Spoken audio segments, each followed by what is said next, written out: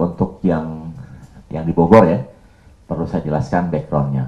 Jadi Satuan Pelayanan Pemenuhan Gizi di Bosowa Bina Insani adalah salah satu proyek percontohan badan gizi di mana kantin sekolah itu dijadikan menjadi satuan pelayanan pemenuhan gizi. Kenapa kita pilih Bosowa Bina Insani? Karena Bosowa Bina Insani memiliki fasilitas kantin yang menurut kami itu sudah sangat memadai, besar, bersih, dan lain-lain.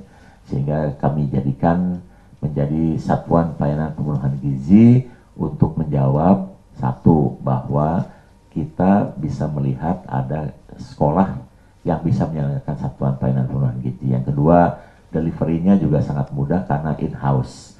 Nah, kemudian yang ketiga, kita bisa lihat bahwa makan bergizi dengan kantin sekolah bisa bersinergi, ya, dan itu sudah berlangsung sejak 6 Januari. Nah, jadi sudah mulai dari awal ini menjadi proyek percontohan dan sejauh ini kan baik-baik saja ya, aman, sampai akhirnya terjadi pada hari Selasa kemarin. Dan kemudian kejadian di Bogor ini dibandingkan dengan kejadian di Cianjur, di Sukoharjo, di Bandung, di Tasik, di Pali termasuk yang berbeda. Kenapa? Karena di tempat lain itu kalau kejadian konsumsi makan di pagi atau siang hari, maka reaksinya akan terjadi di sore hari. Kemudian kalau ada yang perlu ditangani menginap, rawat inap, kemudian sehari 2 hari kemudian setelah selesai. Nah, yang di Bogor ini agak slow reaksi, jadi reaksi lambat.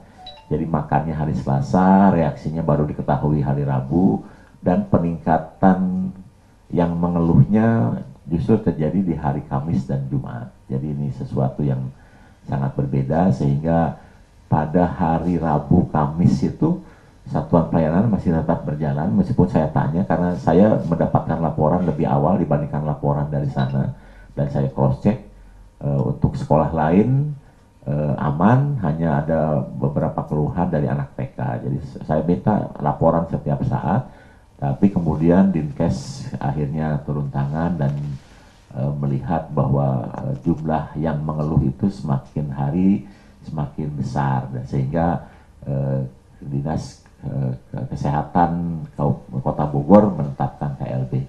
Nah, ini penting sekali penetapan KLB ini agar pemerintah daerah bisa menangani seluruh penerima manfaat yang berobat. Itu penetapan KLB untuk seperti itu. Dan kami sudah cek bahwa penyebabnya ini sudah keluar dari lab, bahwa ada apa istilahnya kontaminasi salmonella dan E. coli ya, dari bakteri itu ada di air, ada di bahan baku di telur, dan juga ada di sayuran. Dari laporan sih saya bertanya juga dengan korbannya bahwa tidak ada hal yang mencurigakan terkait dengan itu, karena waktu makan pun bisa dengan lahap mengkonsumsi tersebut. Jadi ini peringatan buat artinya sesuatu yang harus kita perbaiki, dan saya prihatin dengan kejadian ini karena Badan Gizi kan sedang menargetkan untuk 0 kejadian ya, tapi ini kejadian, dan juga sedang ada wacana untuk agar sekolah lebih diaktifkan di dalam penyelenggaraan program makan bergizi.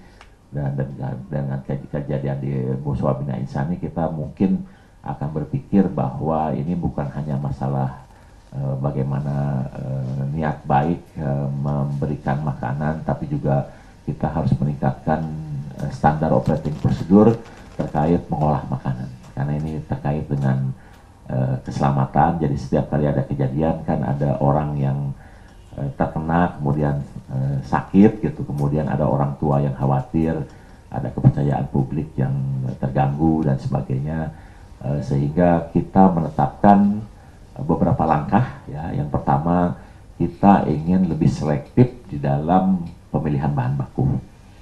Kemudian kita akan memendekkan waktu processing antara penyiapan dan processing, termasuk menyiapkan untuk delivery. Itu kita akan perpendek karena beberapa SPPG karena yang baru-baru masih butuh waktu lama untuk memasak, kita akan persingkat waktunya. Kemudian pada saat pengiriman pun kita akan perketat ya mekanismenya, dan termasuk juga memperketat waktu antara pengiriman sampai di sekolah dengan waktu konsumsi. Karena ada kejadian deliverynya tepat waktu, tapi karena ada kegiatan di sekolah, makannya agak terlambat sehingga makanan itu terlalu lama disimpan. Nah, sekarang kita perketat. Kemudian mungkin juga kita kan selama ini ada anak yang ingin bawa pulang ke rumah gitu ya. Nah, ini mungkin kita sudah akan harus perketat supaya tidak terjadi, karena masakan ini kan ada batas waktunya untuk dikonsumsi. Nah, kemudian dari beberapa kejadian di Cianjur, di Bandung, di Tasik, dan juga di Bogor, ini kejadiannya justru terjadi pada SPPG yang sudah 3-4 bulan melakukan pelayanan. Jadi mungkin karena aman setiap hari, sudah merasa terbiasa, sehingga kami melihat butuh penyegaran, ya butuh penyegaran, sehingga setiap 2-3 bulan kita akan lakukan training ulang untuk para penjamah makanan supaya kewaspadaan terus ditingkatkan, standar kualitas tetap dijaga supaya rutinitas itu tidak membiuskan mereka, kelancaran yang selama ini juga tidak membuat mereka terlena bobokan, sehingga mereka selalu meningkatkan kualitas pelayanan dan tetap menjaga kualitasnya. Nah, terkait dengan tadi ada pertanyaan apakah ada aspek-aspek di mana kualitas makanan diirit segala macam, itu tidak ada. Kenapa? Karena dengan ketetapan etkos itu tidak ada gunanya seperti itu ya. Jadi kenapa kami menetapkan etkos untuk bahan baku dan operasional? Karena yang kami jaga adalah kualitas makanan. Jadi harga itu baik naik maupun turun tidak boleh mempengaruhi kualitas makanan. Naik, kita akan tambahkan kekurangannya, turun, kita akan carry over, akan simpan dananya. Jadi nggak ada gunanya mengirit dari bahan baku, ya seperti itu. Karena yang kita tetapkan adalah etkos. Nah, kemudian sementara ini untuk di Bosomin dan Sani kita stop dulu. Kita akan lakukan evaluasi mendasar, inspeksi sudah dilakukan, misalnya ada keinginan meningkatkan aspek higienis di satuan pelayanannya, meskipun kita sudah lihat bahwa itu salah satu kantin yang paling bagus lah di Bogor ya, yang dimiliki oleh sekolah, tetap harus dinaikkan kelasnya dengan mengikuti standar badan gizi. Kemudian kita akan lihat seberapa lama itu akan bisa dipenuhi, dan selama itu masih belum terpenuhi mungkin kita akan hentikan sementara sampai akhirnya bisa yakin bahwa nanti kalau jalan lagi itu bisa berjalan lebih baik. Kalau untuk kompensasi untuk korban sendiri, ada nggak sih Pak dari BGN Pak untuk korban-korban ini? Ya, untuk sementara ini kan kita handle pemerintah yang menghandle terkait biaya pengobatan ya. Secara personal sih sudah dilakukan ya, cuma saya tidak enak lah mengungkapkannya. Jadi ada beberapa pasien yang kita datangin, kemudian ya bukan dari BGN lah, sementara ini dari personal ya, dari personal, karena kita sedang mencari mekanisme bagaimana kompensasi untuk hal-hal yang seperti ini, karena tidak pernah terpikirkan, karena kami kan tidak menginginkan ini terjadi, kami inginkan yang nol kejadian, tapi secara personal kita sudah lakukan. Contoh misalnya seperti yang di Cianjur gitu, ada misalnya salah satu orang tuanya penjual bubur ya, nanti 2 hari di rumah sakit tidak jualan ya, secara diam-diam kita berikan kompensasi untuk ketidakjualannya itu. Di Bogor juga demikian kemarin. Terima kasih.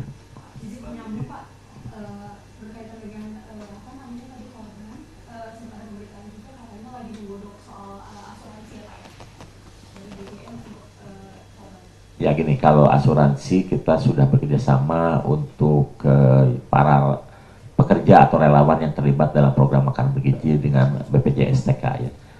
Jadi seluruh pekerja ini kita berusaha untuk lindungi agar mereka merasa aman dan nyaman bekerja di satuan pelayanan pengembangan gizi.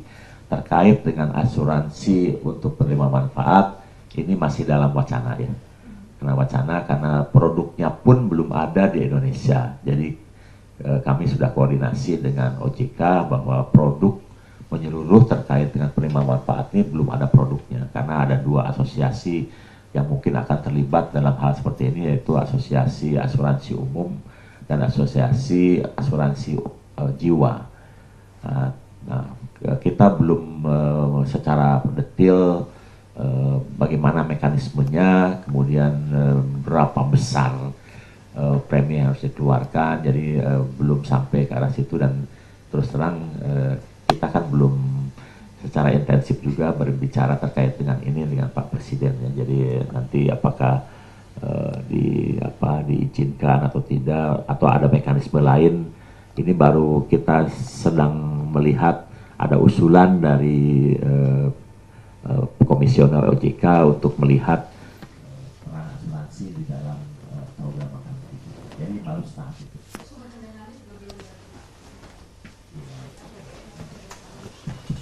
Kalau untuk asuransi tenaga kerja itu clear ya, kalau itu akan dicakup dalam biaya operasional, di mana kan di setiap satuan pelayanan ada biaya operasional termasuk gaji pegawai kan. Nah di situ akan ada top up untuk asuransi mereka. Tapi untuk program makan bergizinya atau penerima manfaatnya belum sampai ke arah itu. Ini bisa jadi evaluasi buat penguatan program makan bergizi gratis pada periode berikutnya. Oke. Jangan terlalu dekat, soalnya sinyal nggak di ujungnya nggak apa-apa.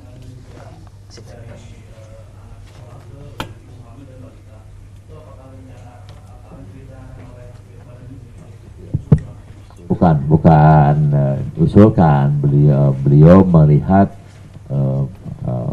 1000 hari pertama penting sekali, karena memang beliau kan memang berkecimpung di bidang itu selama ini, dan itu sudah di-cover dalam program makan bergizi. Seperti diketahui bahwa penerima manfaat program makan bergizi itu kan ibu hamil, ibu menyusui, anak balita, kemudian anak sekolah dari PAUD sampai SMA. Jadi sudah tercover di situ. Jadi sudah bukan sesuatu yang baru. Oke, baik ya.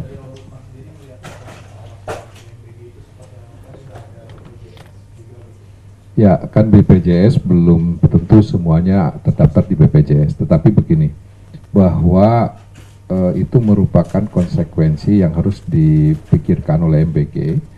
Ketika memang nanti ke depannya ada ekses seperti itu, ya pemerintah harus bertanggung jawab. Nah, cuma mekanismenya seperti apa, kan ini proses investigasinya juga masih berlangsung ya. Nah, tetapi yang jelas Ombudsman akan memberikan saran-saran dan memantau isu ini, dan nanti akan memberikan saran terkait persoalan ini, solusi ke depan harus apa. Tetapi intinya ya pemerintah harus bertanggung jawab karena ini program pemerintah. Nah, yang sakit ya harus tangani dulu dong. Ya, jangan dulu saya bawa orang sakit, diributin siapa yang bayar, tangani dulu. Apalagi ini anak-anak siswa kita gitu kan. Ini program pemerintah, saya yakin pemerintah juga tidak akan tinggal diam dalam mengatasi persoalan ini. Ya, oke, baik, cukup ya Bapak Ibu semuanya. Terima kasih dan nantikan update pengawasan Ombudsman setelah kami nanti melakukan uji petik di 34 provinsi. Mudah-mudahan bisa secepatnya. Terima kasih. Wassalamualaikum warahmatullahi wabarakatuh. Waalaikumsalam.